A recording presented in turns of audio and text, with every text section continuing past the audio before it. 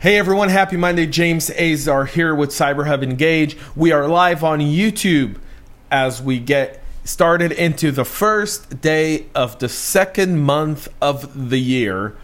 And we have so much stuff to talk about. Thank you so much for tuning in today. First of all, congratulations to the Kansas City Chiefs for winning the Super Bowl yesterday. As a diehard 49er fan, it's 2 Sundays in a row where I get crushed and heartbroken. Last Sunday, Kobe. This Sunday, the Niners lose. You know, I'm just not liking Sundays as much anymore. I'm just not. I think I'm going to start sleeping through Sundays and just wake up Monday morning.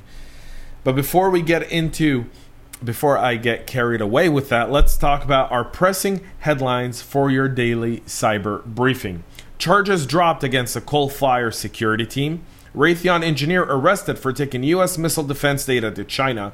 The coronavirus phishing attacks are actively targeting the U.S. 6 suspects have been arrested in a Maltese bank hacking heist. And Russia blocks ProtonMail and ProtonVPN. And now for your daily cyber briefing, brought to you by our friends at CyberHub USA. Go to cyberhubusa.co for all their services, including a virtual CISO, auditing, cyber program development, cyber awareness training, and so much more. Go to cyberhubusa.co for more information. And now let's get into today's cyber stories. Charges have been dropped against a pair of cybersecurity experts who were arrested during a midnight physical penetration test against an Iowa courthouse. The saga began on September 11th of last year. If you folks remember, we covered this story extensively here on CyberHub Engage, in which Colorado-based Coalfire was hired to perform an assessment of the security of electronic records kept in the Dallas County Courthouse in Iowa.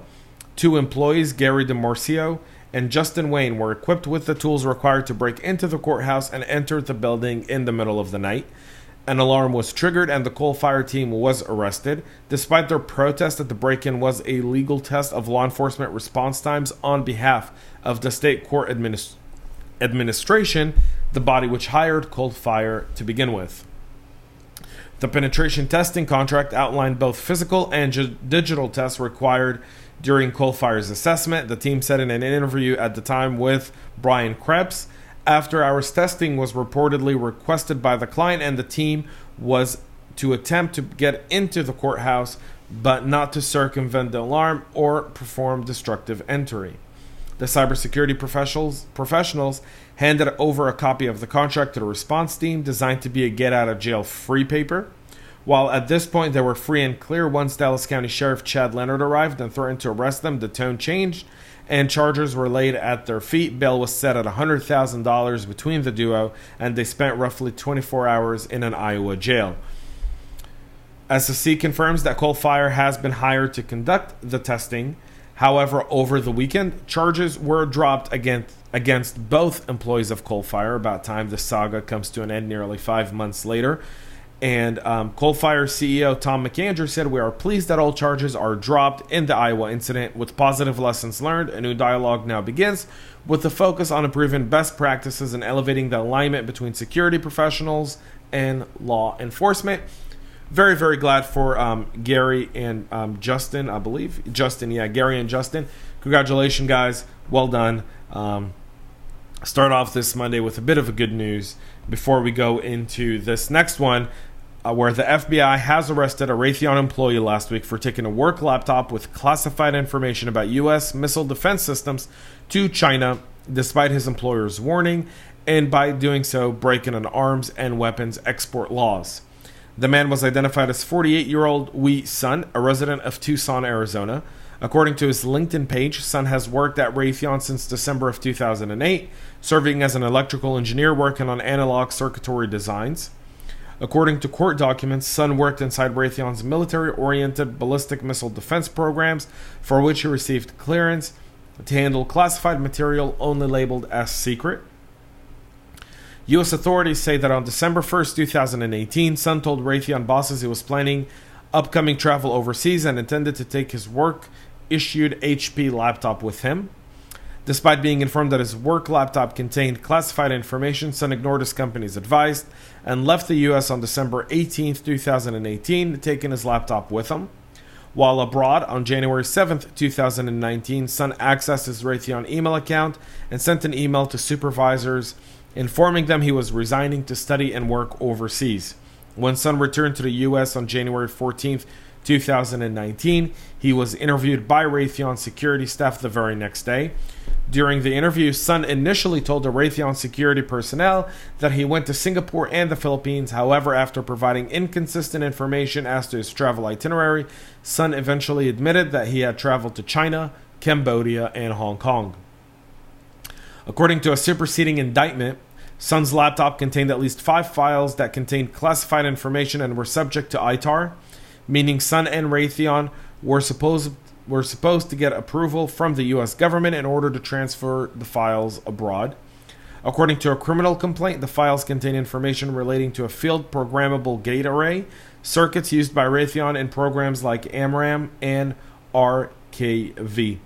These are air-to-air, air-to-surface, and air-to-ground missile defense systems that have been contracted by the Pentagon, part of the U.S. Missile Defense Systems. While the Pentagon abandoned the RKV program last year because of design issues, the AMRAAM system is operational and is in use by U.S. military. Court documents don't say if the files have been acquired by a foreign state during Sun's travel. Raytheon terminated Sun's contract on the day of the interview. On January 15th, on January 15th, 2019. Sun was arrested a year later, January 24th, 2020, and charged on 5 counts of breaking ITAR, 1 for each of the files he took abroad. Sun is a Chinese-born American citizen, and his court case can be found, the details of the case can be found on our website at cyberhubengage.com. Before we move on to our next story, we'll be in Dallas tomorrow for our live podcast, so make sure, if you are in the Dallas-Fort Worth area, get your tickets. And make sure you're in the audience. Mark Hopt, CISO at DataBank, Patrick Benoit, BISO at CBRE, as we'll be answering your questions, talking about some great topics. Thanks to our sponsors, Armor, for hosting us at their beautiful facility, and Remediant as well. So big shout out to those two. And now we'll move on to our next story. And it's a big one, folks. So for those that have been living under a rock or had their head buried in the sand yesterday or over the last few weeks, the coronavirus outbreak is spreading. In fact, as of this morning, there's the first reported case in Santa Clara County, California, that's San Francisco, which has us here at CyberHub Engage examining if we'll be making the trip out to RSA if this situation continues to get a lot worse. We obviously love RSA, but then again, we still want to live.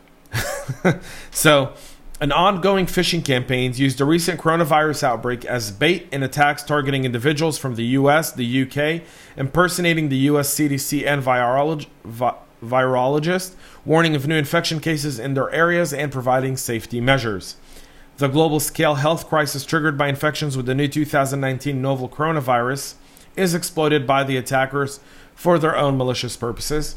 The World Health Organization said on January 30th that the 2019 novel coronavirus outbreak is a public health emergency of international concern, while HHS Secretary Alex Azar on Friday also declared it a public health emergency for the entire U.S. And the phishing campaign spotted by researchers at Phishing Simulation and Security Awareness Training outfit KnowBe4, the attackers promised to provide a list of active infections in the surrounding areas to trick their potential victims into clicking a link embedded in the message and leading to a credential phishing page. In a sample phishing email spotted by KnowBe4, the attackers try to pass their spam as an official alert message distributed via the CDC Health Alert Network. The targets are then informed that the CDC has established an incident management system to coordinate a domestic and international public health response. The phishers then throw in their lure in the form of a link promising to provide the recipient with an updated list of new cases of infections around the city. You are immediately advised to go through the cases above for safety hazard. The attackers add trying to induce a sense of urgency that would trick the target into acting on instinct and not think about the potential dangers of a phishing email. The link is camouflaged as a link to the official CDC website, and it is used to redirect the victims to an attacker-controlled and Outlook-themed phishing landing page used for collecting and stealing user credentials. Another phishing campaign using Wuhan coronavirus lures to target both US and UK individuals was detected by security firm Mimecast. The series of phishing campaigns using Wuhan coronavirus lures to targets the series of phishing emails asked the recipients to go through the attached documents on safety measures regarding the spreading of the coronavirus. The little measures can save you. Also add the attackers, then urging the target to download a malicious PDF designed to infect their computers with a malware payload. The sole intentions of these threat actors is to play on the public's genuine fear to increase the likelihood of users clicking on an attachment or link delivered in a malicious communication to cause infection or for monetary gain. This according to Francis Gaffney, Mimecast's director of threat intelligence. So for all of us here that are practitioners, this is becoming even more important for every single one of us to champion the cause of phishing emails and go to within our organizations and talk to people about the fact that the CDC is never just going to randomly send you an email unless you're registered. They don't just have your email on file. So make sure you pay attention to it. Don't believe anything that comes in email with a CDC alert.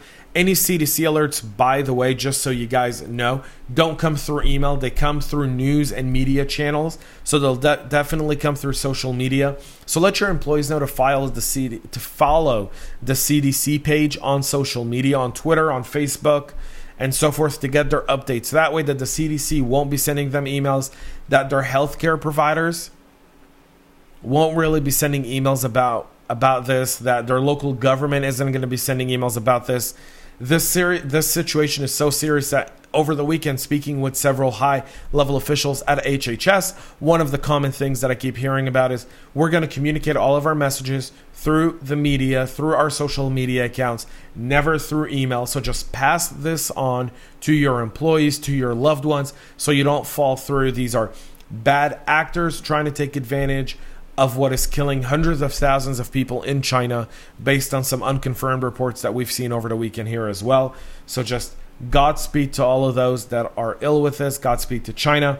But educate, make awareness. That is our responsibility in order to ensure that these attackers don't take advantage of people's genuine fear of a lethal disease.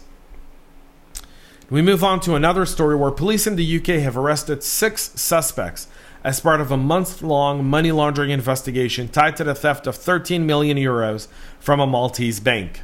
On February 13th of last year, malware-wielding hackers hit Bank of Valletta, Malta's oldest financial institutions and also one of the largest. The hackers initiated transactions moving money to bank accounts in the US, UK, Czech Republic, and Hong Kong. About 30 minutes after it detected the fraudulent transactions, the bank suspended operations, began trying to reverse the fraudulent transfers, and worked with international law enforcement partners. As part of the investigation into the bank heist, which has been tied to an organized crime gang, Britain's National Crime Agency says it arrested 2 men aged 22 and 17 last week in London. On Thursday, working with the Police Service of Northern Ireland, the NCA agents arrested another man aged 39 in Belfast. On Thursday night, the NCA detained a 33-year-old man at Heathrow Airport after he returned to the UK from China. He's been questioned and released on bail and into quarantine, probably. On Friday morning, 2 men aged 23 and 24 turned themselves into a police station in Belfast where they were arrested and remain in custody. All of the 6 suspects have been charged with violating money laundering, fraud, and theft statutes. Officers say that the 13 million stolen on February 13th, 2019, about 1.1 million was transferred to a bank account in Belfast. In the following hours, a number of card payments and cash withdrawals totaling £340,000, around $447,000, were made from the account before a block could be put on them. They included payments to high-end stores such as Harrods and Selfridges in London, around £110,000 spent on Rolex watches at a store in London, and payments for a Jaguar and an Audi A5 from a car dealership. The NCA says it's still seeking a number of other suspects as the investigation continues. David Cunningham, the NCA branch commander for Belfast, said, "Our 12-month investigation carried out with the help of the Malta Police Force Economic Crime Unit has focused on a number of individuals we suspect may have been involved in laundering money on behalf of the organized crime group who carried out the cyber attack. Working with our law enforcement partners at home and overseas, we are determined to do all we can to target and disrupt those involved in organized crime here in Northern Ireland and across the rest of the UK." It's unclear what strain of malware was allegedly used in the February 2019 heist, how much of the stolen $13 million has been recovered, and whether the transfers were made via fraudulent SWIFT interbank transactions. Police in Malta referred all inquiries to the UK police, but they were not available for comment and did not detail this any more than that. And now we move to our final story of the day, where we go to Mother Russia, where Proton Technology security-focused ProtonMail and ProtonVPN service have been blocked by the Russian government since yesterday. On January 29th, based on the requirements of the General Prosecutor's Office of the Russian Federation, Roskomnadzor will restrict access to the email service ProtonMail.com, which is a Swiss-based company. This according to Russia's telecommunication watchdog in a press release. The press release continues to say the email service was used by cybercriminals both in 2019 and especially actively in January of 2020 to send false messages under the guise of reliable information about mass mining of objects in the Russian Federation. The block was prompted by Proton Technology's refusal to register their service with state authorities, something that was asked from all VPN providers operating in the country, as we reported last year, and to provide information about the owners of the mailbox used to send the bombing threats, per Roskomnadzor's statement. The press release further explains that in accordance with the procedure enshrined in the legislation, Roskomnadzor constantly restricts access to resources used by criminals to destabilize the situation in the country and increase tension, and expects effective interaction with all parties involved. The Swiss company behind ProtonMail and ProtonVPN published an incident on its status page, which currently lists partial outages for most services needed by the company's products to work properly. We have received reports that Proton is currently blocked in Russia. We are reaching out to the appropriate authorities to get the block lifted as soon as possible, the company said. The block affects ProtonMail and ProtonVPN. Users who were not logged in before the block was implemented for now, we recommend using the Tor network to access our service. ProtonMail also condemned the block as a misguided measure, which only serves to harm ordinary people. Although access to both services is restricted for any Russian users, Proton Technologies did not just lay back. Using the Tor browser, you can find these instructions on our screen right now. You can go to our Facebook page, LinkedIn, Twitter, and our website at cyberhubengage.com. You can see exactly how you can utilize the Tor browser to be able to access your ProtonVPN if you are in Russia. So if you want to access your ProtonMail or ProtonVPN while in Russia, go to our website now. You can see these images there, and you'll be able to access it. So there's that. That's it for our daily cyber briefing today. I want to thank you so much for tuning in. Thanks so much for listening. We'll be in Dallas tomorrow, so we will not be live. We'll be recording, posting this at 10 o'clock Eastern time. Unfortunately, our flight is right around the time we need to go live. And while I'd love to do this on an airplane, we are flying with the world's worst airline, American Airlines. And so we will be hoping that our legs will make it through our flight to Dallas tomorrow. Until then, thanks so much for listening. Thanks so much for tuning in. For all of those in Texas, I look forward to seeing you at our live podcast in Dallas. Thanks to Armor again. And on Wednesday for our private CISO roundtable in Dallas. Until then, make sure you subscribe and follow us. This is James Azar signing off, wishing you all a great week and stay cyber safe.